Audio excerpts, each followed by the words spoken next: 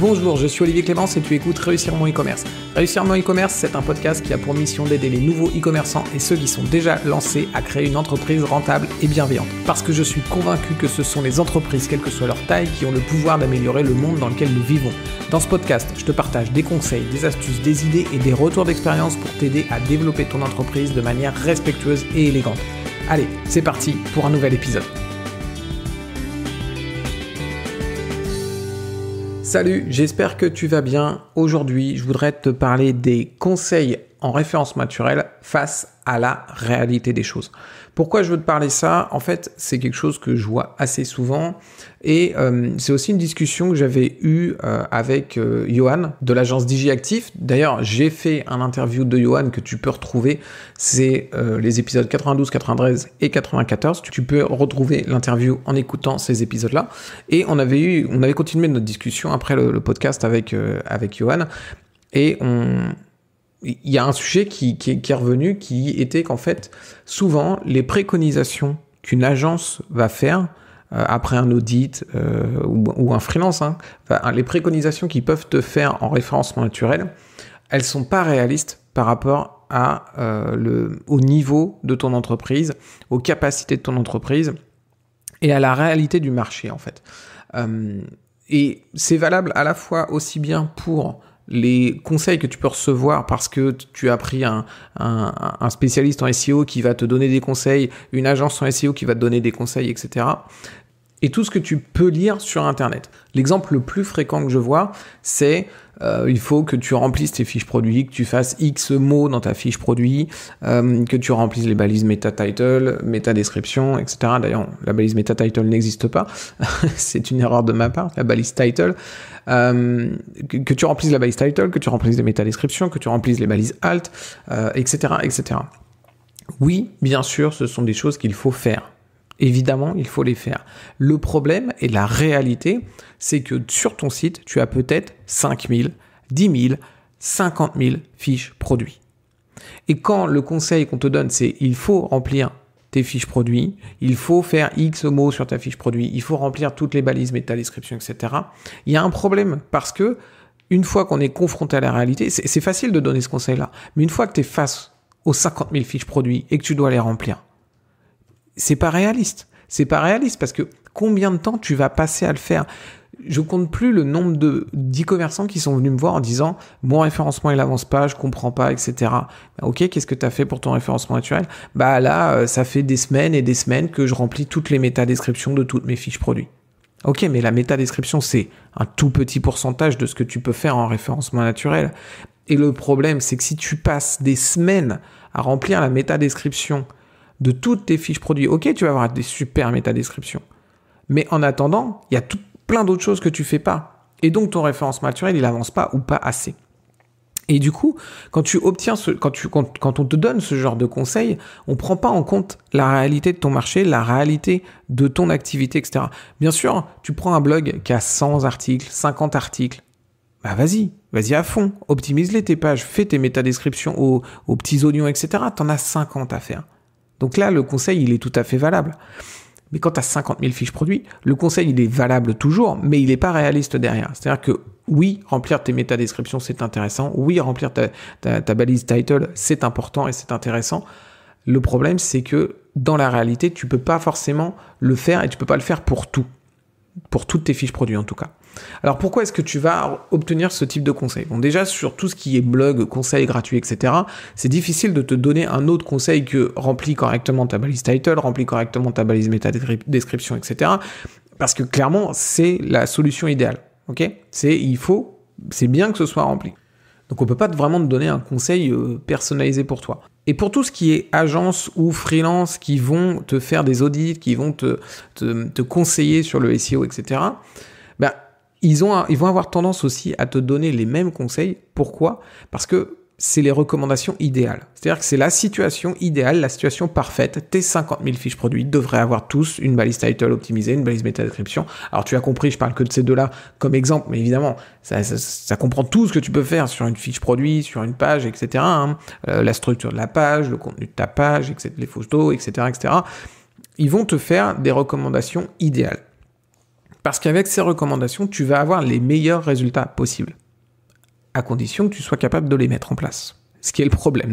Quand on se met face à la réalité, tu ne seras pas capable de les mettre en place. Et pourquoi est-ce qu'ils font ça ? Parce que si tu le fais, tu vas avoir les meilleurs résultats du monde, mais tu ne seras pas capable de le faire. Mais d'un autre côté, eux, c'est pas leur problème, parce que leur job, c'est de te donner les conseils. Leur job, c'est pas d'appliquer. Leur job, c'est de te donner les conseils. Et du coup, finalement, c'est même encore plus confortable pour eux, parce qu'au final, s'ils te donnent des conseils, remplis tes 50 000 fiches produits, fais-les absolument toutes parfaites, et que toi, tu le fais pas, ça les dédouane complètement des résultats que tu vas obtenir. T'as pas appliqué les conseils à la lettre, tu peux pas avoir les résultats qu'ils t'avaient promis. Donc, au final, te faire des recommandations qui sont justes, je dis pas qu'elles sont pas bonnes, leurs recommandations, mais te faire des recommandations qui sont justes, mais que tu ne pourras pas appliquer, c'est plutôt confortable pour eux. Donc, finalement, comment est-ce que, à mon sens, tous ces experts devraient travailler ? Bien, ils devraient te donner en effet les recommandations idéales. Ok, donc vos 50 000 fiches produits, elles doivent avoir tel truc qui est rempli, etc., machin. Tout ça, ok, c'est le stade parfait que tu dois finalement viser. Ok, mais par contre, ils te font aussi des recommandations adaptées à ton niveau actuel de business, tes capacités actuelles de business, ton équipe actuelle, etc., etc. Et en gros, des recommandations qui vont te dire, ok, si vous faites ça, vous êtes capable de le faire actuellement avec ce que vous avez entre les mains, avec votre équipe, vos budgets, votre temps dispo, et vous pouvez obtenir ce type de résultat. Non, vous ne serez pas premier, parce que vous ne pourrez pas être premier, parce que vous n'allez pas pouvoir appliquer l'intégralité des recommandations, donc tout ce qui est recommandation idéale, mais on vous conseille de faire ces recommandations-là. Et moi, c'est ce que je fais dans ma formation. Dans ma formation, évidemment, tu as tous les conseils qu'il faut suivre, etc., avec la situation idéale, l'objectif que tu dois essayer de viser. Par contre, dès que tu sens que tu es bloqué, dès que tu sens que c'est compliqué pour toi de le faire, j'accompagne en fait, et je prends ta situation et je te dis, ok, là, tu peux pas faire ça. Par contre, tu peux te concentrer sur ça. Ça, tu peux le faire. Ça va te faire avancer dans ton référencement. Ça va t'améliorer tes positions et ça va commencer à t'amener du trafic. J'ai eu, par exemple, un client qui visait des mots-clés comme sac, cuir femme, et d'autres mots-clés de ce genre-là. C'est des mots-clés qui sont très intéressants pour lui. Évidemment, ce sont des très bons mots-clés. Tu te doutes qu'il vend de l'habillement pour femmes et du sac à main, etc. Donc, sac, cuir, femme, évidemment, c'est un mot-clé qui est intéressant pour lui, mais c'est aussi un mot-clé extrêmement concurrentiel. Les concurrents dessus, typiquement, c'est La Redoute, Zalando, etc., etc. Donc, je ne dis pas qu'il ne pourra pas aller chercher ce mot-clé-là. Pour moi, la concurrence, c'est pas bloquant, c'est juste quelque chose qui va te ralentir, donc ça va prendre du temps. Mais du coup, les efforts qu'il mettait, il investissait beaucoup d'efforts dans son référencement naturel et il voyait pas forcément de résultats. Et ce que je lui ai expliqué, c'est que le travail qu'il fait, il est bon. Par contre, sur les mots-clés qu'il a choisis, il vise un peu trop haut. Il n'a pas encore la capacité d'aller les chercher tout de suite.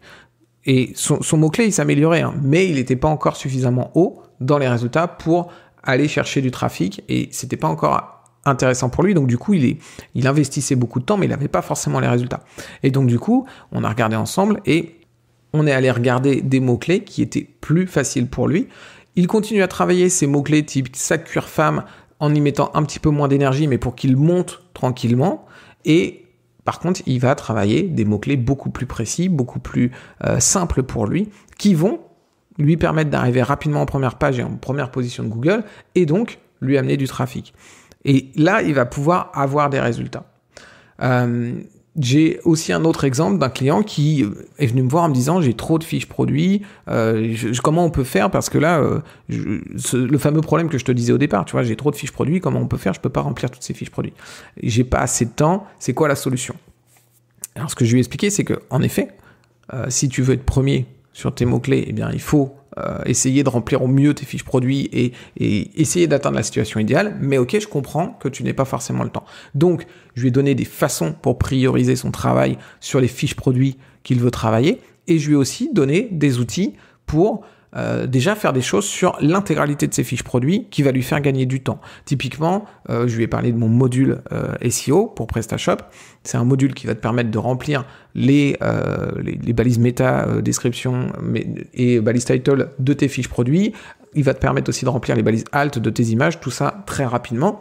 Et c'est pas la solution idéale. Parce que la solution idéale, c'est essayer de les remplir toutes manuellement en ayant une grande réflexion sur chacune de tes fiches produits et sur chacun des éléments que tu vas remplir. Ça, c'est la situation idéale. Mais encore une fois, c'est pas réaliste s'il a 10 000 fiches produits ou 20 000 fiches produits ou 50 000 fiches produits. Donc, la solution alternative, qui est peut-être moins bonne, mais qui sera toujours meilleure que si tu passes des semaines et des semaines et des semaines à ne faire que ça et que tu n'avances sur rien d'autre, c'est un module comme le mien qui permet de remplir ces balises méta de façon très rapide et en automatique. Et du coup, il peut passer à autre chose et il peut optimiser précisément certaines fiches produits qui sont importantes pour lui, le faire manuellement sur celle-là. L'intérêt de faire ça, d'optimiser avec un outil comme mon module toutes tes fiches produits, avec les balises méta de toutes tes fiches produits rapidement, eh bien, c'est que tu seras mieux que si tu ne le fais pas. Tu seras moins bien que si tu le faisais manuellement, mais manuellement, tu n'aurais pas eu le temps de le faire. Et du coup, ça va t'améliorer le référencement naturel de toutes tes fiches produits, le référencement naturel global de ton site. Non, tu ne seras pas premier avec cette solution, mais tu vas avoir des débuts de résultats avec ça. Et avec ces résultats, tu vas avoir un peu de trafic, notamment sur des fiches produits qui vont se positionner sur des mots-clés qui sont très peu concurrentiels. Ça va t'amener un peu de trafic. Ça va donc te générer des revenus. Et ces revenus, tu peux les reprendre et les réinjecter dans ton référencement naturel pour accélérer les choses et aller faire des choses que tu ne pouvais pas encore faire.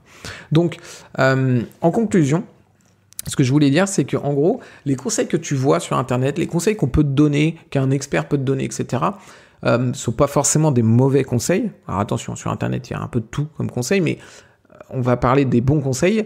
Ce ne sont pas des mauvais conseils, ce sont des bons conseils. Donc, je t'invite à les écouter. Mais rappelle-toi que s'ils ne sont pas personnalisés, eh bien, peut-être que toi, c'est pas encore le moment pour toi de les appliquer. Ça va être trop long, trop compliqué. Et finalement, ça va te desservir parce que tu n'avanceras pas sur quelque chose qui serait plus utile pour toi, plus rentable pour toi. Et du coup, si tu veux des conseils personnalisés, eh bien, dans ce cas, fais-toi accompagner. Tu auras quelqu'un qui est là pour te soutenir, pour prendre ton état actuel, ton site actuel, ton équipe actuelle et te dire, OK, là, le prochain step, la prochaine étape que tu dois essayer d'atteindre, c'est celle-là. Avec tes capacités actuelles, tu peux le faire. Et quand tu seras arrivé à cette étape-là, eh bien, tu auras sans doute d'autres capacités pour aller plus loin, etc. Jusqu'à atteindre, si possible, la situation idéale que tu peux avoir lu sur Internet ou qu'on a pu te donner dans une formation, etc. Voilà, j'espère que ça t'aidera. Si tu es curieux, tu peux aller voir ma formation. Je te mets le lien dans la description de ce podcast et je te mets aussi le lien vers mon module SEO. Si tu es un peu dans le cas que j'ai décrit, que tu as plein de fiches produits, que tu es un peu perdu et que tu perds énormément de temps à essayer de les remplir, eh bien, ce module pourra t'aider. Je te dis à très vite pour un prochain épisode. Ciao!